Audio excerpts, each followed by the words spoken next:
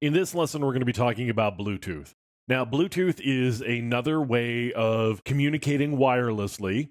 And what it really is short distance communication. Similar to Wi Fi, it uses something in the 2.4 gigahertz frequency range. So you can see it's in the ISM band from 2.4 to 2.485 gigahertz. It's been around for about 20 years now. And it's used a lot to communicate with devices like keyboards and mice, and your phone probably has it as a way of connecting things like maybe speakers these days, or a headset that you use, or an earpiece that you plug in. It's got a microphone. So, Bluetooth is a really handy way of connecting peripheral devices to computing devices.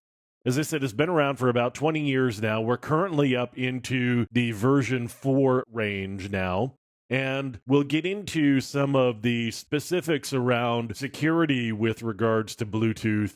But for now, we just want to talk about kind of what Bluetooth is, what it's capable of doing, and just really show you kind of a brief overview of what it looks like on a computing device when you've got Bluetooth turned on. So as I said, it's in the 2.4 gigahertz range. It's really a short range networking connection capability.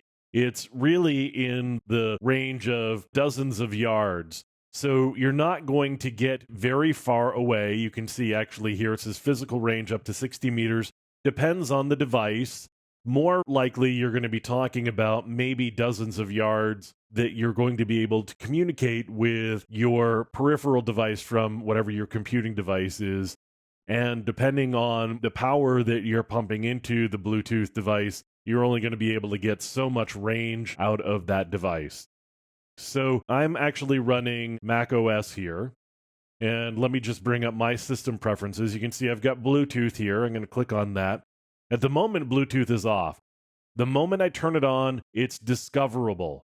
And it's going to start scanning for devices. You can see the little spinning wheel there is actually scanning for other devices that are nearby that are broadcasting. Now, discoverable means that it's announcing itself on these Bluetooth frequencies in a way that people who are scanning or listening can actually hear. If your phone is set to discoverable, for instance, somebody may be able to connect to your phone and maybe start pulling contacts or files off of your phone. It may actually be able to push things to your phone as well. Now you can see that I found, in this case, it's actually a television that is using Bluetooth, and I could connect to that. I could pair with it.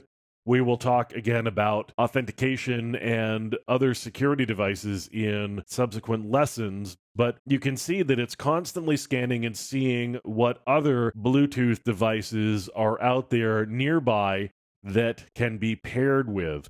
Now, this obviously isn't the entire list of all of the Bluetooth devices that are nearby me.